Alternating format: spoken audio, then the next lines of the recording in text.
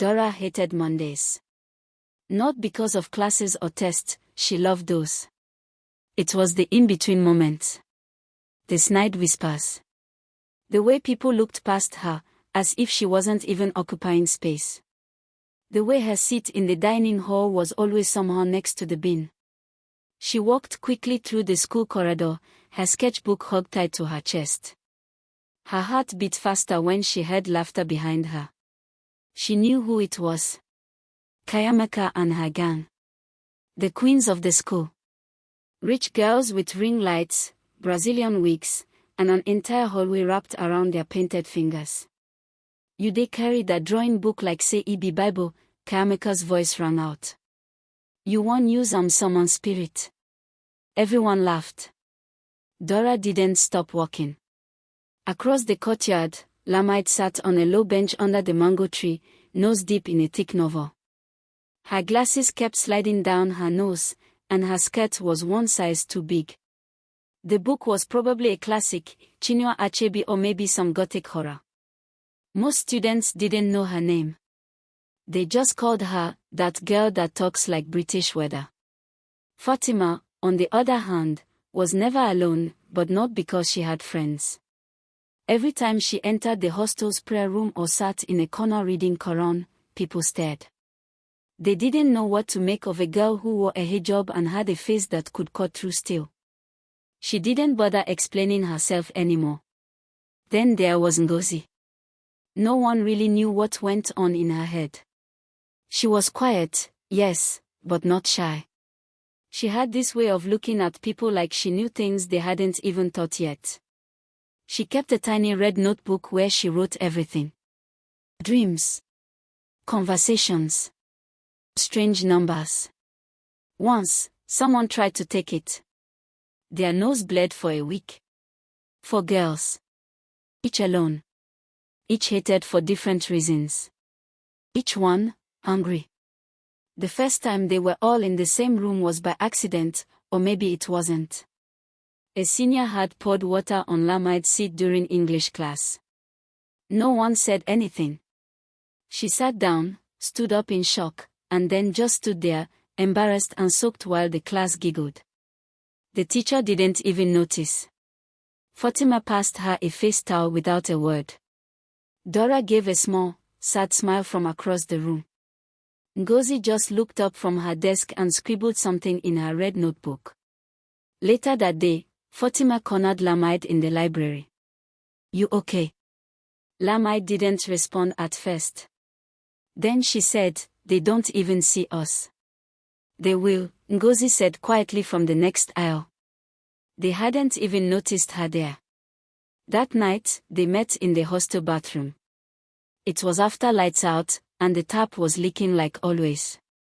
Dara was there too, sketching by moonlight on the tile floor. It was Ngozi who broke the silence. Have you ever heard of Omu River? Fatima's eyes flicked up immediately. Yes. What's that?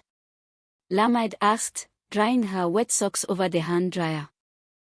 It's not a what, Ngozi said. It's a who? An ancient river goddess. They say if you go to her, and you ask with your full chest, she'll answer. But it won't be free. Dara looked up from her sketchbook. Is this one of those village myths? Fatima shook her head. My grandmother talks about her. The water mother. Iya-Omu. People used to worship her before Lagos became Lagos. She gives power, but she always collects back. Lamide scoffed. Collects what? Fatima met her eyes. Whatever she wants. The air went quiet. They looked at each other. 4 girls in the shadows. Unseen. Mocked. Walked over. But not weak. Not anymore. Dara leaned forward. What if we just went to look? No one just goes to look, Ngozi said. You go to ask. The next week passed in strange silence. But by Saturday, they all knew. They didn't talk about it in public. They didn't make a plan out loud. But somehow, their hearts beat in the same rhythm. After lights out, when the school generator shut off and the hostel plunged into darkness, they moved. Black clothes. Candles from the chapel. Offerings, small things, personal things. Dara brought her best drawing. Lamide her worn-out medal. Fatima her broken tasbih. Ngozi, of course, brought the red notebook. They climbed over the back fence, barely breathing, and walked the dusty road by moonlight. The Omu River sat far beyond the city noise, quiet, shivering under the stars. The water was still. Too still. Like it was waiting. They stood on the bank, their feet sinking into soft earth. They formed a circle. Lit the candles. Placed the offerings in the center. Fatima started to chant. Words in Yoruba. Words from an online forum that had since been deleted. Words from an old scroll they found in the school library's forbidden cabinet. They didn't know what half of it meant, but their voices grew stronger with each line. Then the wind stopped. The candles blew out all at once. And the water rose. Not with waves, but like it was reaching toward them. Stretching, almost tasting. Then they heard it. A whisper, no, for whispers, each one hearing their name, spoken by a voice deep, female, ancient. Dara. Lamide. Fatima. Ngozi. They couldn't move. The river shimmered with unnatural light. Something shifted under the surface, something huge. Something watching. Do you want to be feared? The voice asked. No one spoke. But in their hearts, something dark opened. Then, together, they said, yes. And just like that, the wind returned. The water calmed. The moonlight snapped back into place. They didn't talk on the walk back to school. There was nothing to say. But they all knew. The deal had been made. By the time the first real scream echoed through the hostel, no one dared whisper the word coincidence anymore. It was Fatima who screamed. The girls in dorm block A swore they heard it from across the courtyard. 1 second she was asleep, the next she was sitting straight up in bed, eyes wide, mouth stretched open, but no sound came out. Just a violent, silent scream. When her roommates finally snapped her out of it, Fatima collapsed. Wet. Soaking wet. The mattress beneath her was drenched. But the windows were closed. The taps weren't running. And she hadn't moved from her bed. She didn't explain what she saw that night. She didn't need to. But she wrote it down in a note she later slipped under Dara's pillow. She was sitting at the edge of my bed. Hair like seaweed. Eyes like broken glass. She smiled and said, "Your prayers can't save you now." Dara started losing time. One afternoon during prep, she blinked and suddenly found herself sitting alone in the abandoned art room, no memory of how she got there. The walls were dripping. Her sketchbook lay open on the floor. She picked it up, confused. She hadn't drawn anything in days. But page after page was filled. Sketches of the goddess. Her face.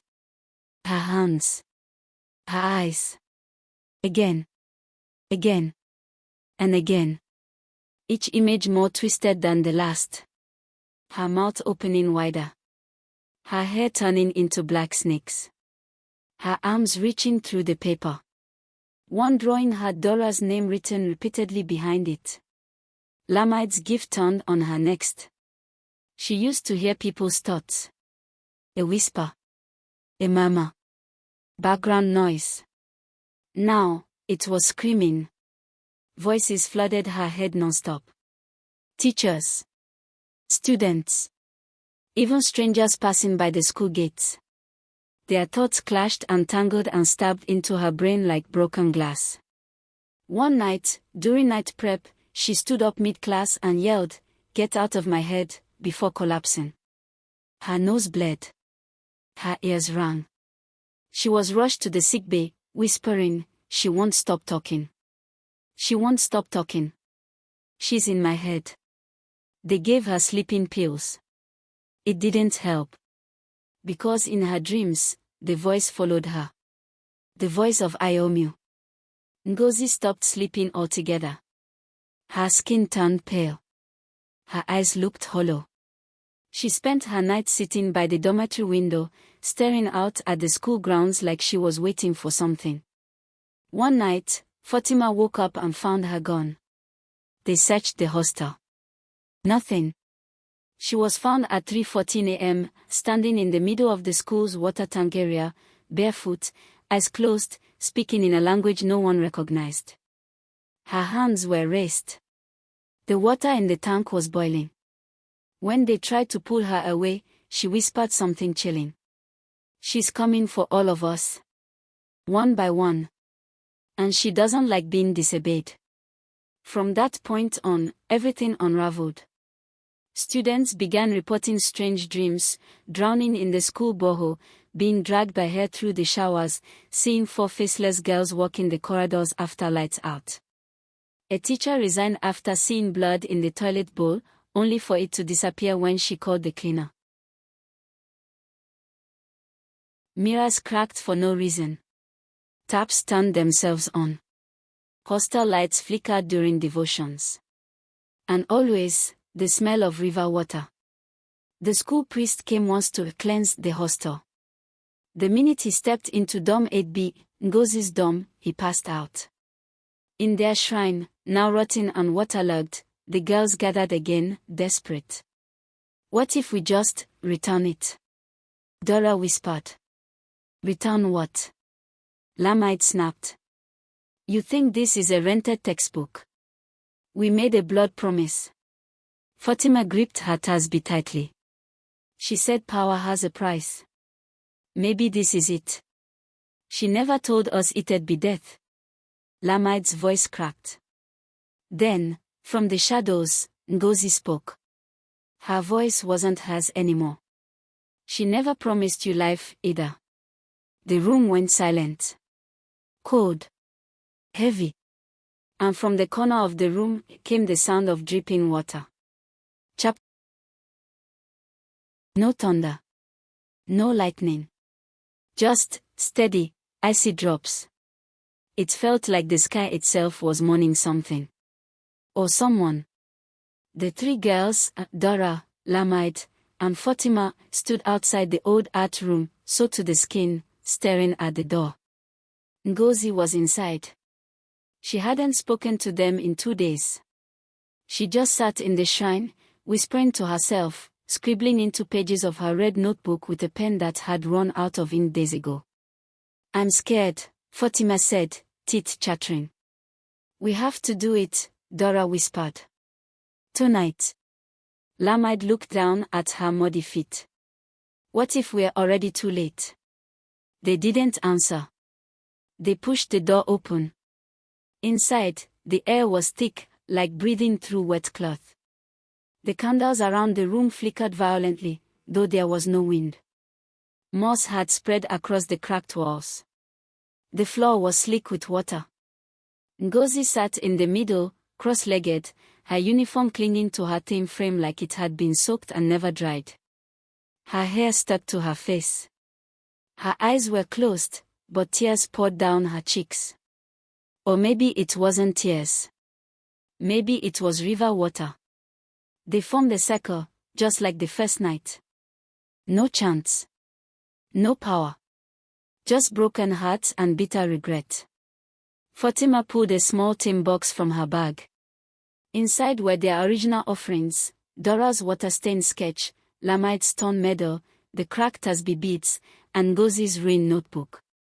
She had kept them all, hoping, maybe, they'd help fix things. We brought everything back, Dara said softly, placing the items on the floor. Please. Just leave us alone. The room shook. A low growl echoed, not from the walls, not from the air, but from underneath. The ground cracked.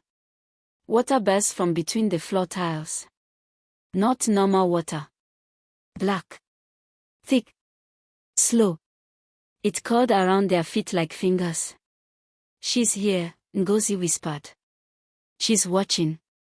The lights blew out. Then, boom. The windows shattered. The candles exploded. The walls began bleeding water. A shape emerged in the center of the room, rising from the dark pool like a memory, tall, robed in liquid, hair made of vines, eyes glowing white. Iya-Omu. The river goddess. The one they had called. The one they had betrayed. You came to me with empty hearts, she said, her voice layered like 1,000 women speaking at once. You drank from the river of power, but spat in its face. We are sorry, Fatima whispered, falling to her knees. Please, we are sorry. You are sorry because you are haunted, Iya-Omu said. Not because you are guilty. She turned to Lamide. You desired voice. Now you drown in the thoughts of others. To Dara. You wanted to be seen. But you drew the door. To Fatima. You asked for power. But prayed for purity. Then finally, she looked at Ngozi, the girl who hadn't said a word. And you opened the gate. Ngozi's lips trembled. Take me. The other girls gasped. No. Dara reached forward, but Ngozi held out her hand. It's the only way. She looked at them with a tired, almost peaceful smile. We broke the rules. Let me fix it. The goddess smiled. The water rose. And Ngozi vanished. No screams. No splashes. No trace. Just silence. And then, nothing. The candles relit themselves. The moss dried. The room fell back into its old, dusty quiet. The girls stood there, soaked, stunned, shaking. 3 remained. The next day, the school carried on like nothing had happened. The principal made a bland announcement that Ngozi is of class SS2 is on medical leave. No one questioned it. But the girls knew. Her bunk was left untouched. Her name still on the hostel roll. Her red notebook still on the windowsill, blank now. Wiped clean. And though the nightmares had stopped, the fear hadn't. Every time Dara picked up a pencil, the shadows on her paper moved on their own. Lamide kept hearing whispers when she was alone. Fatima. She could no longer pray without the lights flickering. They got their lives back. But they lost a piece of their souls. Because the truth is, you don't borrow power from a goddess like Iya-Omu. You rent it, with interest. And she always comes back.